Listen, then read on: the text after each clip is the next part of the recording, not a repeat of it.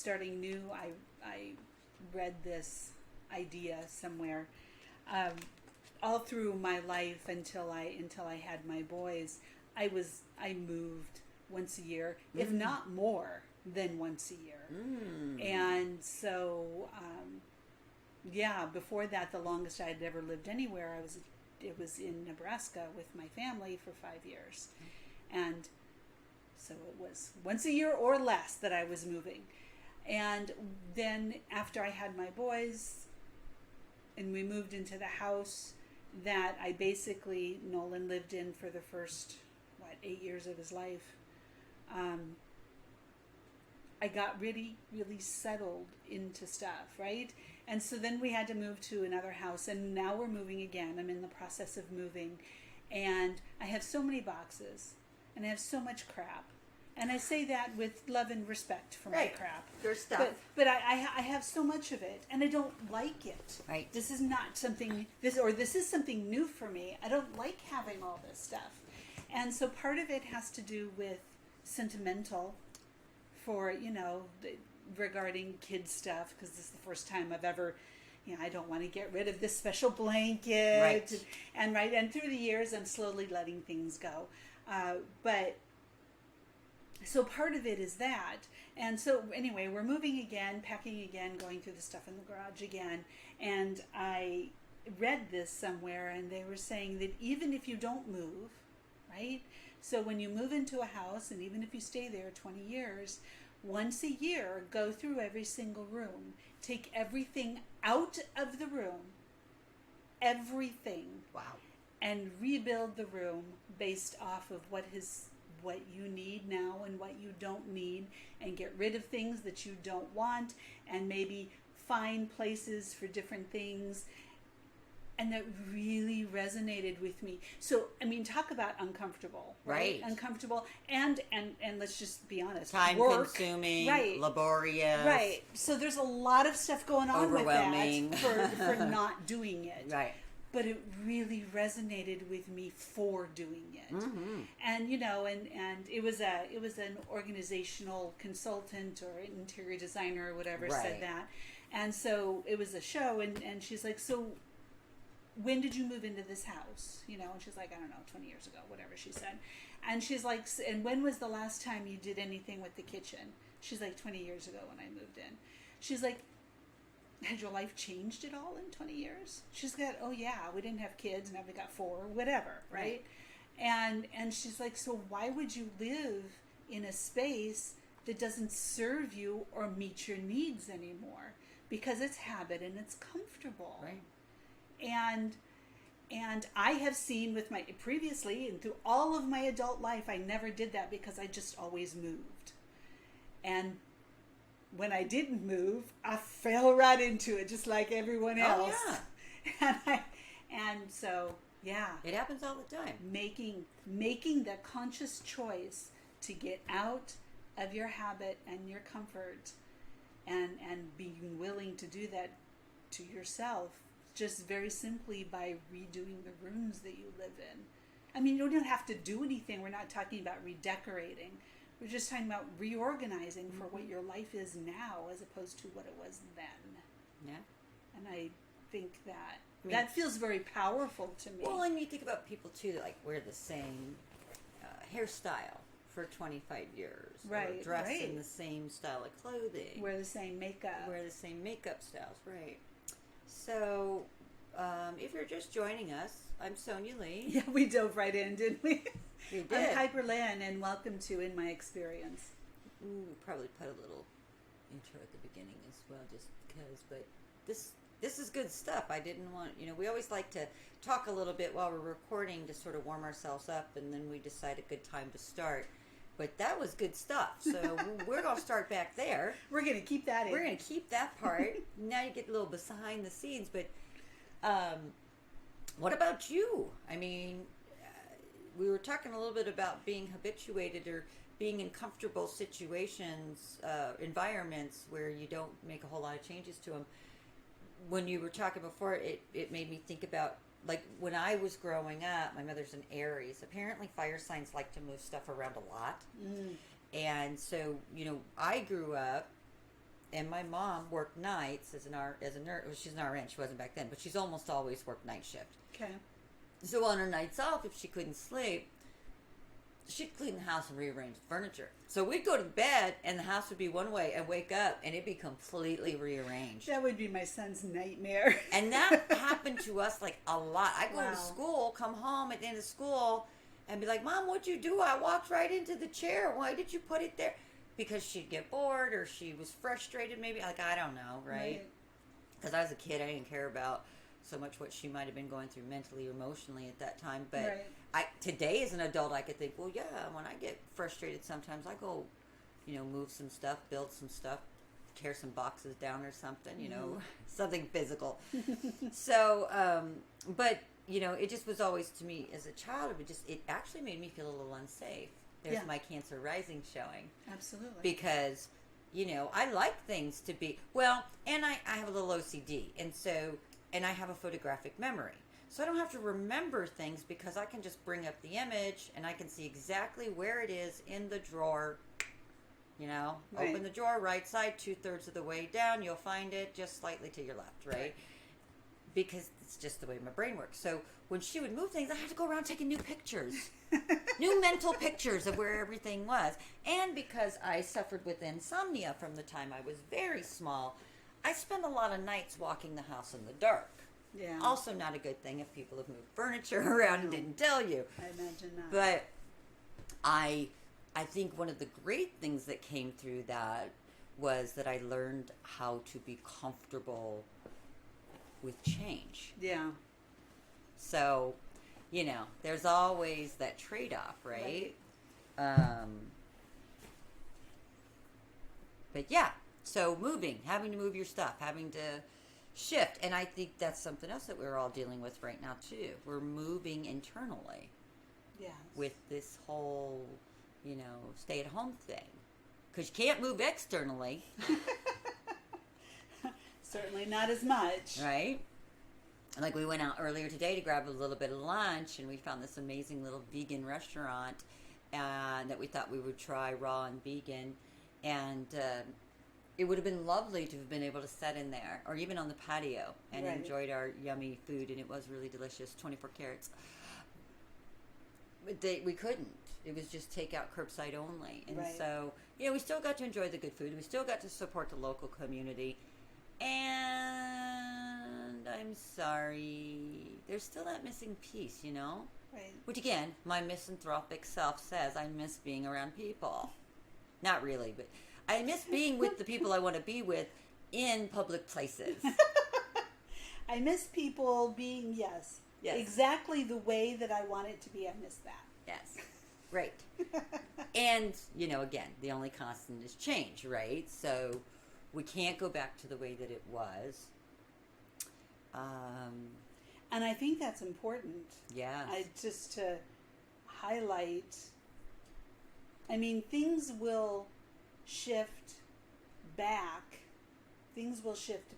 But the whole idea and the concept of going back to the way that it was is something that I personally really question. Well, I've never been one to go back to anything. Right. So, I think that's the whole point, the going back.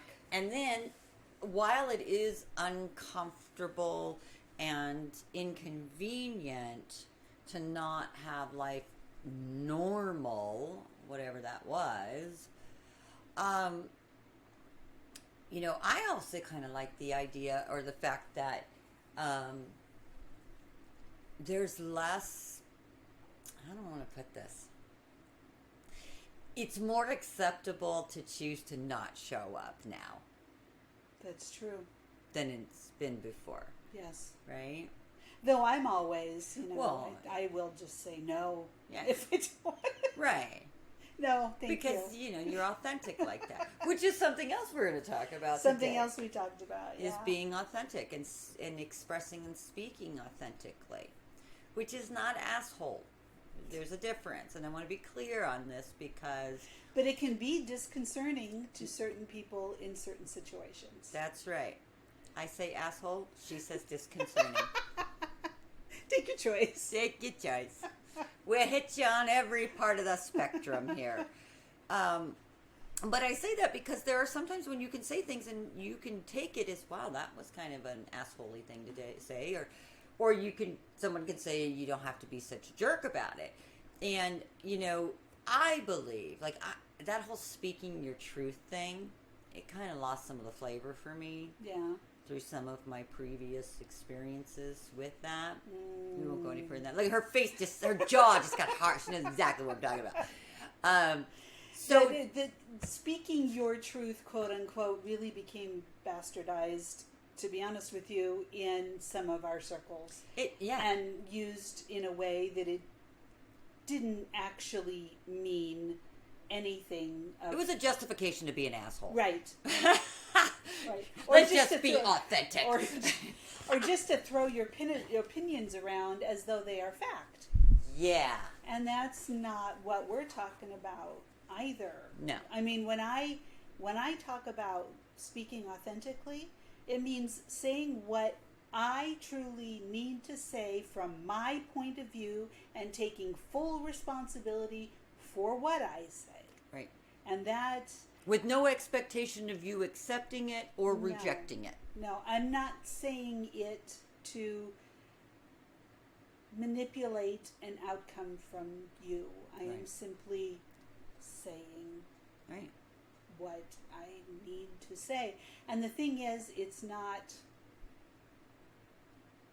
as common as it could be. Well, and I think there's a lot of times where it sort of gets misconstrued as well as to what it means to speak authentically. Going back to speaking your truth, for me, speaking my truth is expressing a truth for myself, not a truth for someone else. Yes. So that's kind of me. Yes. Right? And so that even includes I'm going to speak my truth now by saying, I think that you... No, I'm speaking an opinion. Right. If I'm telling you what I truly think about something that you're doing, then I'm not speaking authentically. Unless you're doing something to me. Right. Then I'm going to say I need to speak my truth and say get off my toe. But the speaking authentically, I do. I feel like I don't know any other way. And when I try to, how do I want to say this? When I try to show up the way that I think societal norms expect me to, I am fake as margarine. Fake as auto-corrected duck. That's right. Because, and I feel it, you feel it, it's awkward and uncomfortable for everyone. Right. Because and that's not to say I can't schmooze, I can't charm, I can't whatever, right? But to pretend something that isn't real, I can't. It doesn't work. It falls flat. I fall flat on my face. And you don't have to be harsh either. Mm-mm. Like I can, I'm trying to find a way, so, as an example, my family, if any of my family's listening to this, we're all together. I don't know. I think one of my siblings graduated high school, and we're all together at a restaurant and ordered something to eat as a celebration. Sure. I don't know if it was my sister or my brother. Anyway, and I ordered whatever I ordered. I don't remember. And I got it, and oh my God, it tasted like they had dumped the entire salt shaker onto this food. Okay. And I like salt. Right. But I couldn't. But you needed a little food with your salt. Yeah, I could not even one bite. Yeah. Right. So I'm like, okay. So I put my fork down, and they served everyone, and came back, and how's everyone doing? So, this is a family joke. So anyway, I said I have a problem, and he said, oh, what's wrong? And I said, I'm sorry, this is much too salty for me to eat. And my family thought that was hysterical. And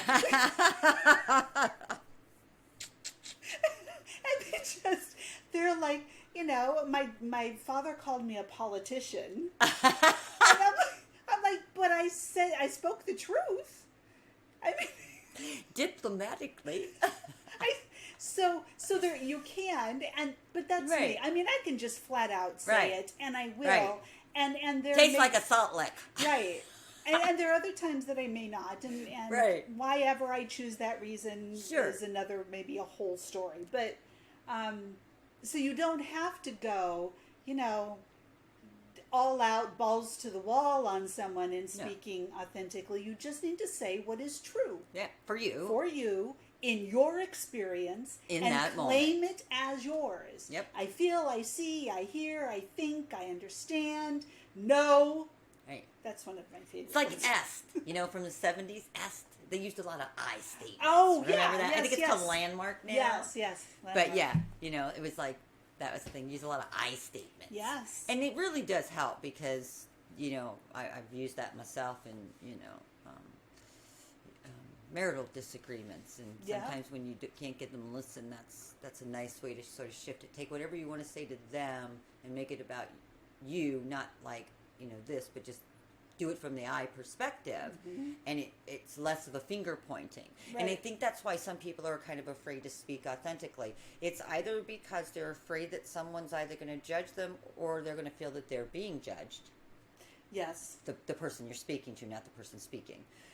Or that you're a weirdo. Right. That's usually what I get. Oh, I've gotten weird. Well, my family and whole family thought I was very weird at that point in time. But yes, absolutely, I've gotten weirdo. I mean, call it as I see it. What do you want me to do? And this is just the way that I've always been. Yeah. Right. And so we were just. So I was accused of talking like a man when I was younger. Oh. I was told that I talk like a man. What, like tone of voice or? Don't you piss me off. Okay. No, just because I didn't. Did you curse like a sailor? No, not really.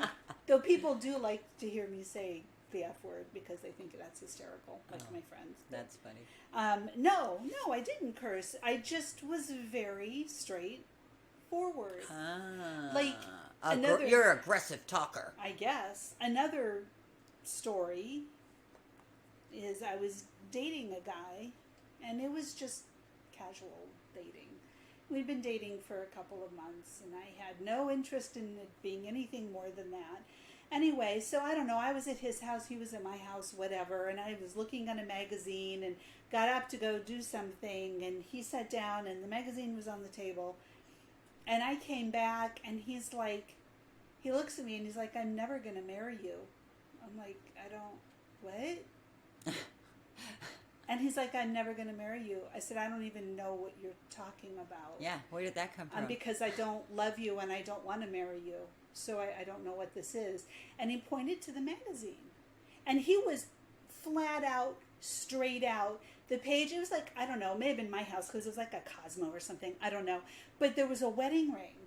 So I'd been looking at this magazine, paging through it, setting it down on the table. Right. And it was left for a, Kay's Jewelers type ad with a woman with as opposed to the place where you stopped reading. Right. And so, and he's like, you need to be a little more subtle than that. I'm like, more subtle than what?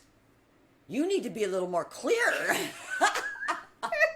That's funny. And he absolutely was 100% sure that I was giving him a hint that I wanted a ring from him.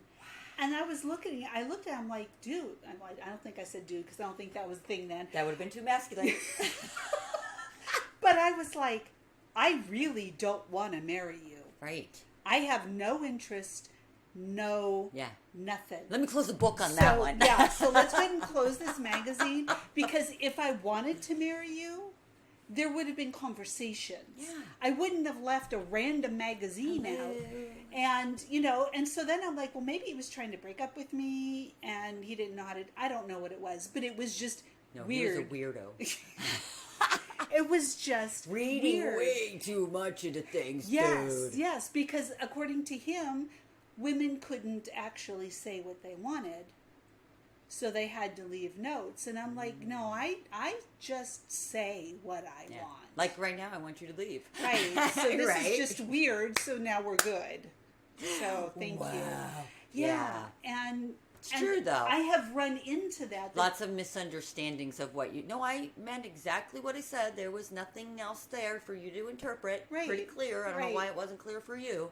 You don't have to figure it out. Yeah. But it is true, though. A lot of men are have been in the past, I've noticed, I'm not saying this is the way that it is, let me correct myself, I have noticed in the past, though, that there are men that are uncomfortable with women that are very direct, that are very, that speak.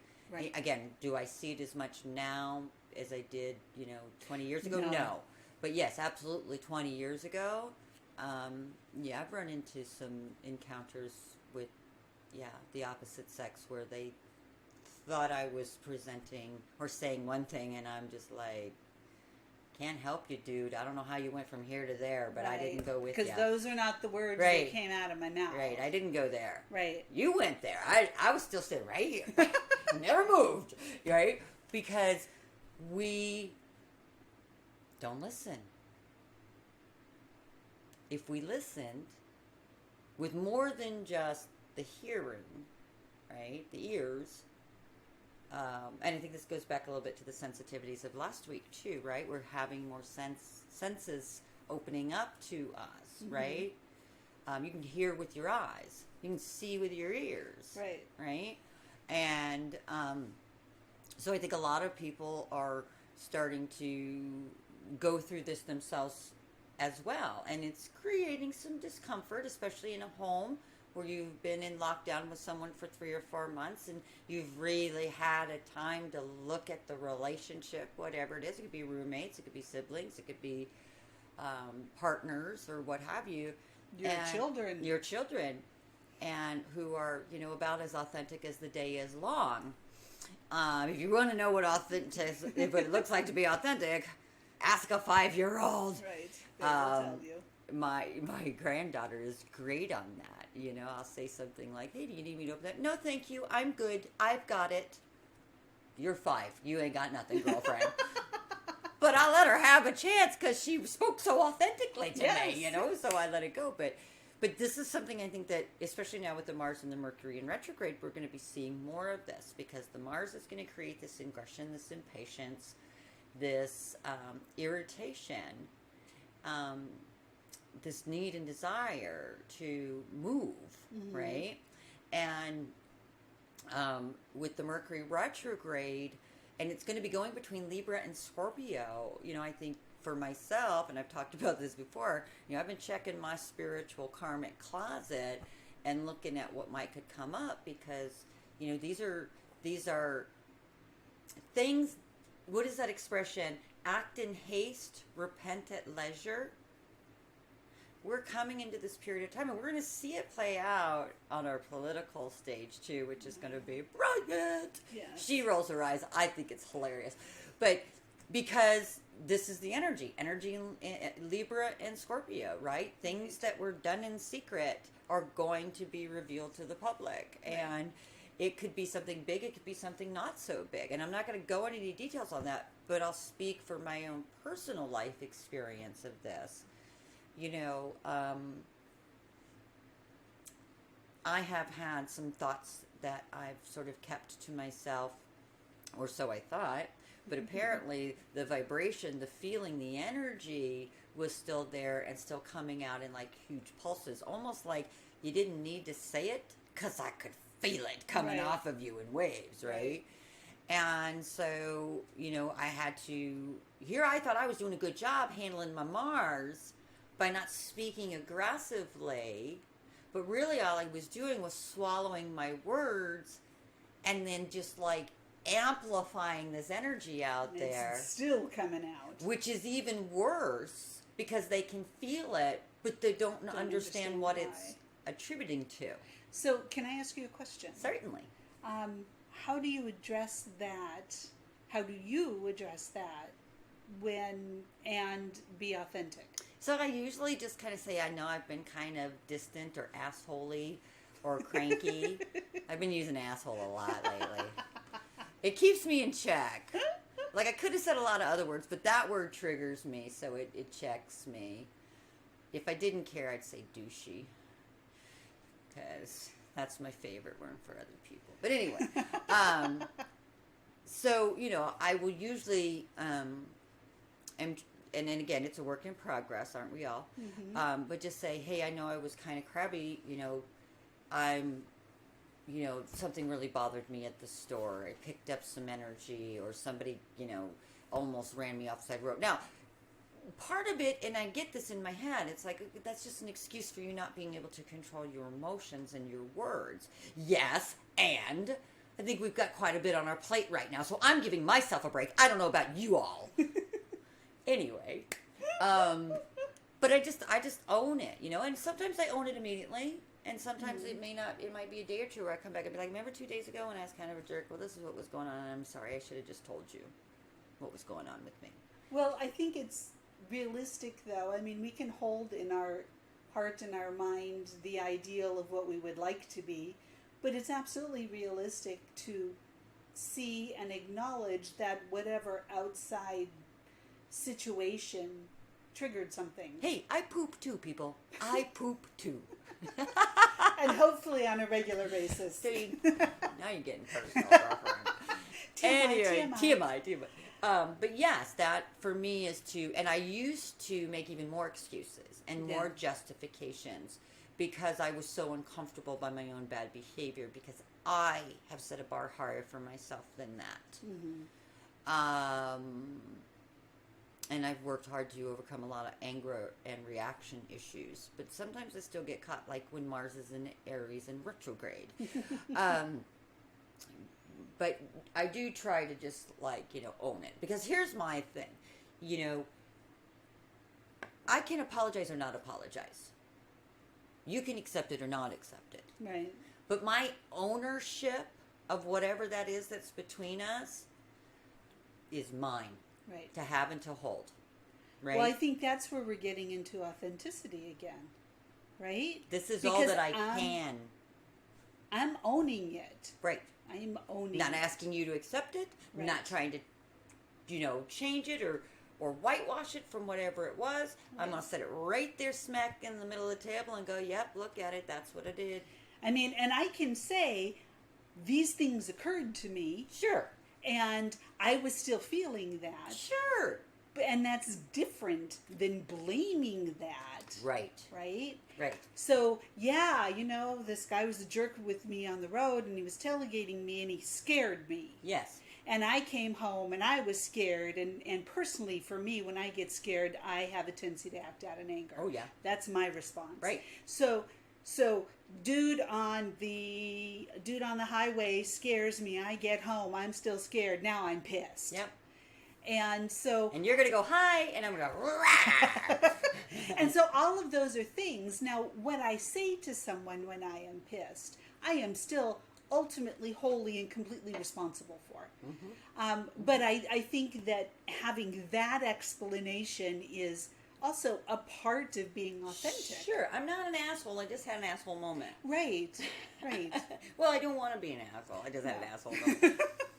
Please don't be offended at the number of times that I use the word asshole today in this episode.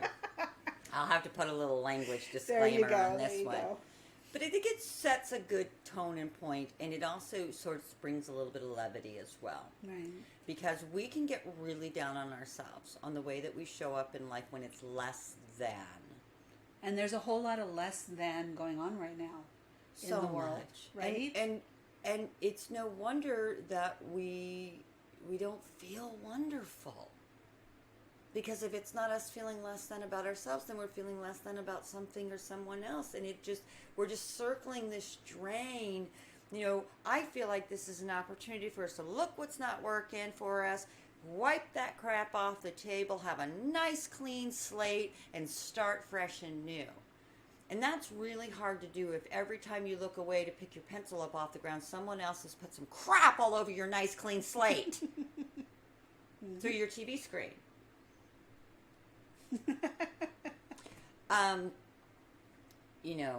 Or an interaction with someone that you live with that, there's been issues going on for a really long time that we've just been hiding from each other. And now there's, nowhere to run to, baby, nowhere to hide. Right. And that's true whether you live with someone or not, because I know lots of people that are alone that are struggling with living with themselves. Yes.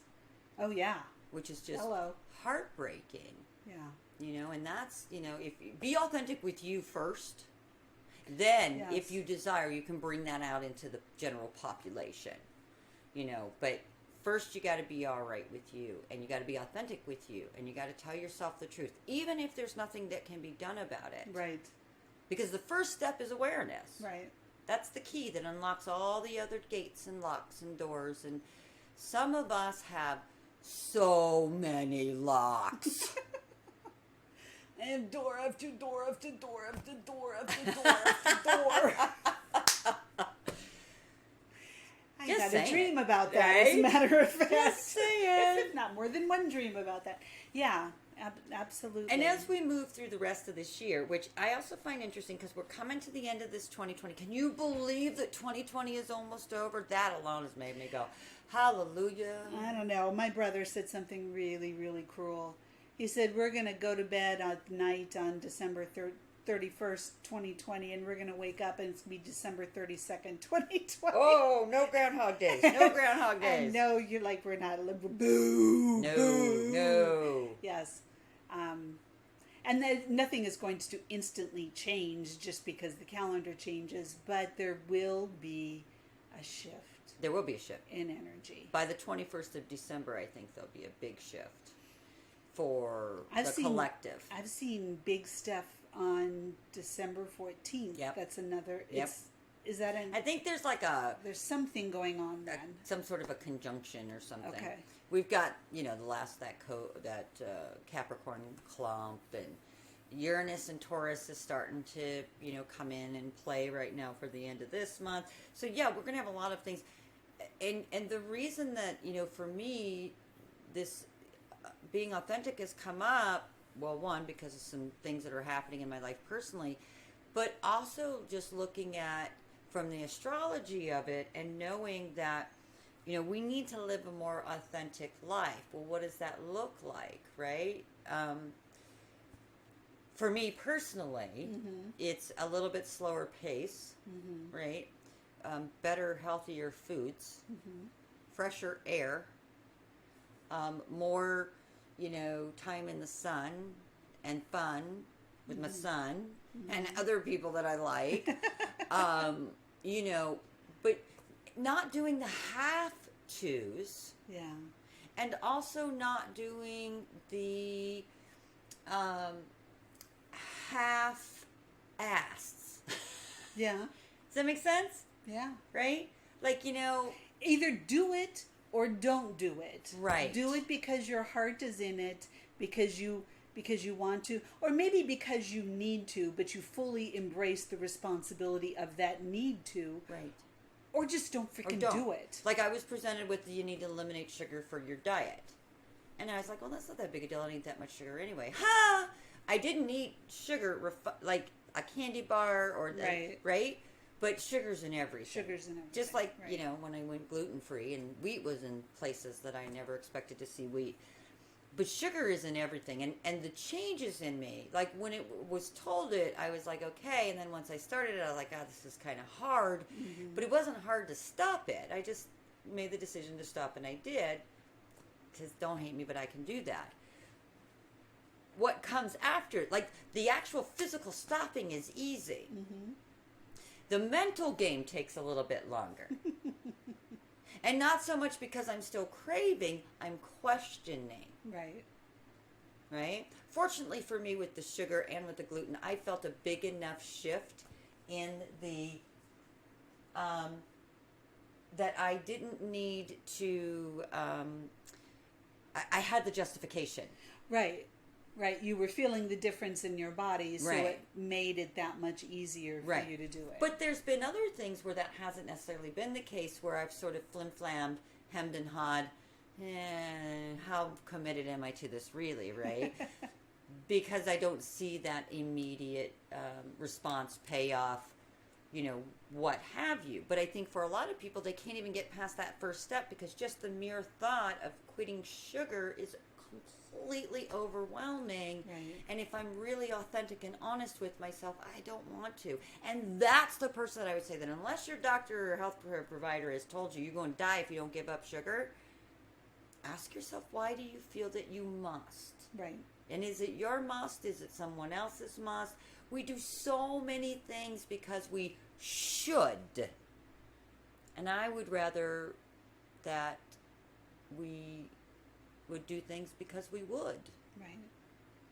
Well, I will totally claim when it comes to eating that I get overwhelmed. I have had sensitivities and challenges for decades now at this point, and problems with my stomach and digestion, and I have tried this elimination diet. I have tried that elimination diet, and it's all been authentically because I was looking for some type of change or difference or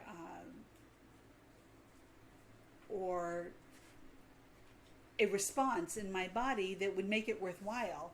And it ended up being temporary, but none of it has ever stuck.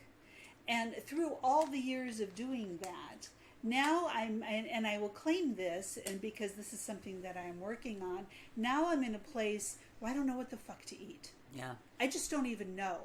And like Sonya and I were talking about today, she mentioned we went to a lovely vegan restaurant to get takeout, and it was great. It was wonderful.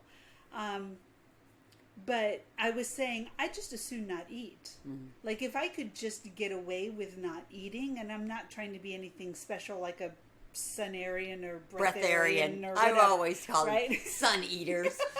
So that's not what I'm talking about. I just trying to understand what to feed my body so that not that even it'll feel good, just so that it won't hurt, has gotten to a point of such frustration with me that I don't know what to do. And if you had told me 20 years ago, or any other point in my life other than like the last 10, that I would reach the point that I was frustrated with food and I didn't know what to feed myself, I would have been like, I don't even know what you're talking about. Right. That's weird. Who does that? Right. That's just strange. There's a grocery store down the street. Right. Go so feed you yourself. Go buy something. Right. And so yeah, it's a big challenge for me. So what I am working on now, and I'm going to continue into 2021, is to get a better idea of what is right for my body to eat. Not anyone else's body, not anyone else's diet, not anyone else's, what are they called, supplements or vitamins, or none of that. Nothing about what anyone else says, but what works for me.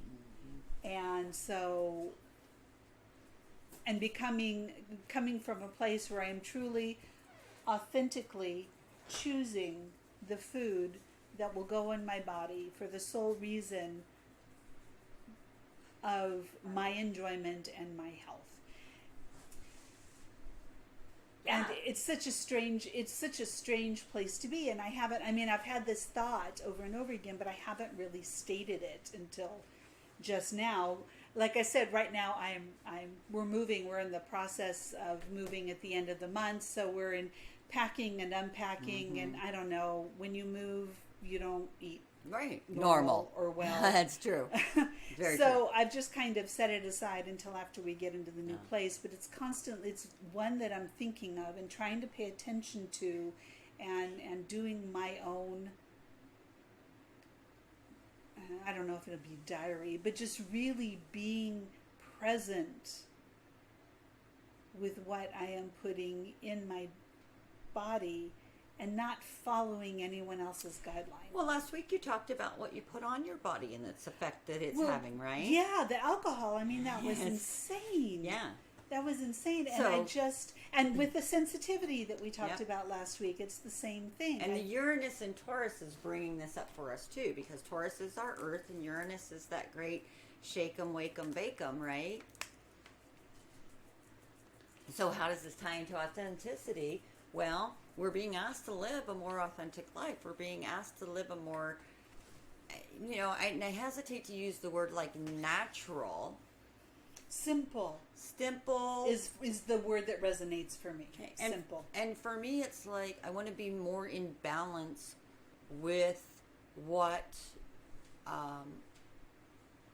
what I need, what the earth has to offer. Closer to nature. Closer to nature, and not kind of like in a granola eating sort of way, but just because of the fact that what I've learned through my dietary issues is that the closer to the earth the food is, the better it feels in my body. Right, right. And while that's not true for everything, like I don't think I'm ever going to get close to a lima bean or asparagus. Oh, whatever. I know. I don't know what you guys are all about with that asparagus. But anyway, but I do know that, there are some things. And then even within that, there have been things, like you're saying, that I could eat for a while and now I can't. Right. Because we are constantly shifting. And, one of the big things that I see happening for us here, every single thing's being put under the microscope. Right. Everything is being given the sniff test. And for me to just ignore that is a missed opportunity. Yeah. Because normally I'm too busy to pay attention to all this. It's like, I don't have time. I know that I shouldn't be eating this sourdough bread, but I don't have time and I'm hungry and I'm just going to grab it. And it's really good. And now it's like, no, it doesn't work. And it doesn't work. And, again, I got to own what it is, right? Mm-hmm. So I can make that choice, but then I also have to know that I'm probably going to feel really crappy later on for having done it. And so, it's about living authentically. It's about speaking authentically, showing up, or just allowing yourself to be. Because I know there are a lot of people out there too that just go, got to show up. Right. That you've got the opposite problem. You need to slow down and know that you don't have to show up every moment of every day, and that can happen to us too, especially for the leaders in our world. Mm-hmm. There's just no time for us to stop and take care of ourselves or smell the roses or have a lovely conversation. Well, what the heck is the point of all of this then? Well, yeah, and that was with my eating, with what I was choosing to eat too, when I was in the thick of it with my son, and he was doing 50 hours of therapy, and we were doing night after night of 2 hours of sleep. Thank God that has improved. Yeah. Really. But I had a couple 48-hour days where I was up, and I don't know how I did it, but you do it because you have to do it. Yes. And so you just do it. Right. And so I had caffeine, I stuffed protein down my throat, and carbs. Yeah. And that was it. So caffeine, obviously, to help keep me awake. Fuel. Protein for the long right. haul, and then carbs for the immediate kick. And it was abusive to my body. Yeah. And so now it is time for me, through the whole COVID thing that has played a part, for me to understand that I need to make decisions for me, not following what anyone else says on what I need to eat. And that's hard. And that, for me, is overwhelming. And, we were talking at the very beginning of this about being habituated or adopting habits out of the comfort or the desire to not have, change, which can be unnerving or scary, and another thing about this, whole period of time for us to sort of being, sat down and look at all of these things, because we've become quite habituated in our life. We let things slide. We overlook stuff. We make excuses, well, just this one time, or whatever it is. And the fact of the matter is if you string them all together, you got a chain of paper dolls, okay? It's not a one-off. You think it's a one-off. Right. But what happens is, we begin to let that slide, and then it slides some more, and then it slides some more, and then before you know it, we're just completely off the rails of whatever it was that we had set or intended for ourselves. And that's not living authentically. No. No, it's not. And so, speaking authentically, yes, and living authentically, yes, yes. Right. And when you live authentically, well, you eat authentically, you speak authentically, you play, because you're just being present and open and real with yourself in this moment. And it's so important right now because it's the only place that you're going to be able to find the answers that you seek. Mm-hmm. I mean, I don't know about you guys out there, but there are a lot of things that worked for me, that I believed in, that I utilized, that through this period of time I've either learned that I can't depend on them, that they're not what I thought they were, or that I no longer have a desire. And I mean, I could name names, but I'm not gonna. No, that's part of this whole process. Absolutely, too. It is. If you think you just because there's some virus, or if you think just because of some government lockdown, or if you think it's just you're missing the point. Right. I don't think that God or spirit or the universe, whatever you want to call it, is doing this just because it was Tuesday and they were bored. I kind of think there might have been a bigger purpose, a bigger reason, sort of a bigger overarching theme that we're not seeing and we haven't seen because we've been so busy every damn day living our everyday lives. I've said it once, I've said it 100 times. Look at how you live your life every day. Right. Because that's what is being asked to authenticate. Right. Right? If I came to you and I showed you a movie and I said to you, is this your life? How would you respond? Would you say, yeah, that's my life? Or would you be like, I don't know who that is. Yes, she kind of looks like me, but I don't think that's me. I got to go right now. I can't talk to you.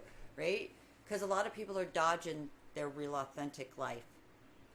They've put this nice shell on it that looks all pretty and shiny, and it just kind of hides the goo, Right. What's the worst ice cream you can think of? Yeah. With a nice shiny chocolate hard shell.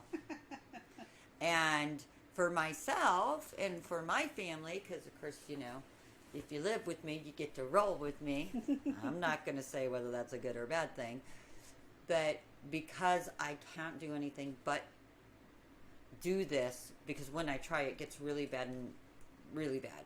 I get way out of alignment, and then people will get mad at me because they don't understand what the heck's going on with me. Mm-hmm. And it's usually just resistance. And, when I just accept that I just have to meet each moment right here where it's at, be as authentic and as open to it as I can, because some things I'm like, nah, I'm not doing that. And then 2 days later, I'll be like, okay, what was that y'all wanted me to do now? But that's just the best that I can do. And I'm finding,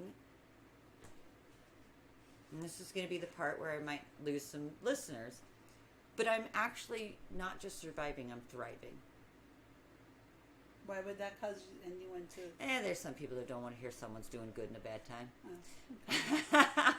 Well, then right? They may not be our listeners. They may not be our listeners. But, or you think those people, well, good for you. Yeah, good for me. I'm not doing anything you can't do. Right. I might be doing some things you won't do. Right. And that's okay. Well, I'm willing to do them, and these are the changes that I'm saying. You're doing the things that you've been brought to bear, and you're seeing the changes, right? Resistance is normal. We all do that. We all sort of bristle at the suggestion or the order or whatever. You can't tell me what to do. Can't tell me what to do. You're not the boss of me. Oh, there's so much of that. You're not the boss of me right now. You know what I find so funny? Is how few people that are actually sovereign and are acting like it. Right. No, I will. Yeah. That's a little judgy. I admit it. I know. I will agree with that. The idea that you're running around saying you're not the boss of me doesn't indicate sovereignty. Mm-mm. No. It does. Because if you It really doesn't were indicate sovereign, that wouldn't need to be said. Right. You'd It just wouldn't be even like, be a thing. okay. Right. And then you go do whatever you're going to do with your life. Absolutely. Absolutely. Like the 5-year-old, right? Mommy, can I have a cookie? No, not before dinner. Okay. What you doing? I'm getting you a cookie. I don't want a cookie. Wait, 10-year-old son, wait. Wait. Yeah, absolutely. Absolutely. We can learn so much from our children. Like, if you really want to learn how to be an authentic human, that isn't really assholey, they need to be under the age of 12 for that to really work. Especially the non-assholey part. Right, yes, absolutely. But seriously, look at the kids, because they're just living life as it meets them. Right. Sometimes, I have to look at them and go, but you can't have the 10-year-old outburst, Sonia. Okay, you're not actually 10. Right. This is true. You look to that inner child for the inspiration of how I can enjoy my life. Right. How are you enjoying life? And this is a question I've asked myself, and even just in the last few weeks. Am I having fun yet? Yeah. Do I feel satisfied? I changed from wanting to feel happy to satisfied, because I feel like I bastardized happy a bit. So I moved to satisfaction, because I know what that feels like. Well, I think that's the circle of life. I mean, you start out as the innocent child who does what they do to enjoy their life, get their needs met, so on and so forth. And then as you go through your life, you get older, you get spit on, you get thrown down, you get your heart broken, you get your back broke. I mean, so all of this happens. Or you find somebody that you like and admire and you want to emulate, so then you decide you're going to copy and be them because you think that's the way that you should be. Anyway. That doesn't work either. Right. But you go through this process, and the coming around is coming back to that child place. But you're coming from that place with wisdom and not with innocence. Right. And innocence is lovely and beautiful and amazing and precious but and it's not all sovereign. sorts of, no, it's not. It's not. So you work your way around, and then you can be in that place, but you come in without like the 10-year-old tantrum that you were talking about. And you can be in that place again with all that you have learned. And that's also Mars in Aries retrograde, right? Because that's the inner you trying to break through. Right. And this is what's happening. So if you're feeling a little lost, if you're feeling a lot crazy, if you're feeling like something's got to change, you're doing it right. There you go. You're on the right path. If the only thing that you can think of is how can we get back to normal, well, we might have to sit a little longer to wait for you, love, and that's okay. I'm willing to wait for you because I want us all to be able to play in the sandbox on a beautiful sunny day. But we are waiting on you. Just saying. Just saying. I don't know. I think. Are we there? Yeah. I think that's pretty good. Yeah. I think And again, so. remember, people, these are just our experiences, our thoughts. Sometimes it comes with a little pearl. Sometimes it doesn't. And it's just us sharing what we're going through and sort of talking the process. But we've had so many people in our lives that have just, shared with us, the wisdom in a conversation with us. Right. And it gives us an excuse to get together every week, too. There you go. Yeah, none of this is scripted. I don't know if you figured that out. Right. Sometimes I might come in and go, I kind of think I have a theme for today, and that's it. Right. We may have an idea. Yeah. But what comes out of our mouth after that point is up for anyone's guess. Authentic. Yes. And just... Which is what we want. Right. We want to share our experiences because really we're all walking the same path. Right. Right? I mean, just because I'm 20 minutes ahead of you in the car because you got caught in traffic Doesn't mean we're not still heading to the same destination. Doesn't mean we're not still traveling the same road. You might see different things at the time that you're on it than I am, because there are different cars passing you that were passing me. Whatever. You might see a car, might give you a heads up and say, hey, there's a great big truck coming. Guy looks like he might be tired or something. So, don't make sure you're mindful of that, right? Yeah. But to be able to share from a standpoint of, hey, yes, we've got this experience. Yes, we've got this training. Yes, we've served the public in various capacities as healers and coaches and, problem solvers and troubleshooters and jack of all trades and all of those sorts of things. We too are having the life experiences. I don't think now is a time, and I don't mean to offend anyone by this, but I don't think now is a time for a guru. I don't think anything ever has been a time for a guru. Well, I'll just throw that out there. Well, thank you. But sometimes, right now, we're looking for a savior. Yeah. Yeah, save yourself. There are a lot of people. We don't need a savior. What we need is to savor what's already inside of us and bring that out into its full expression of your higher self. I said it a couple of weeks ago. I'll say it again. They didn't put the weak asses on this planet. So we got this. And if you're going to live a life, why the hell not live it authentically? Right. Absolutely. So with that, she's Piperlyne. And she's Sonya Lee. And this is In My Experience. Our email account is inmyexperience1111@gmail.com. And our website is inmyexperience.life. And that is the same name on Podbean and YouTube. So until next week, my sweet little authentic chickens. All right. Take care of you. Bye.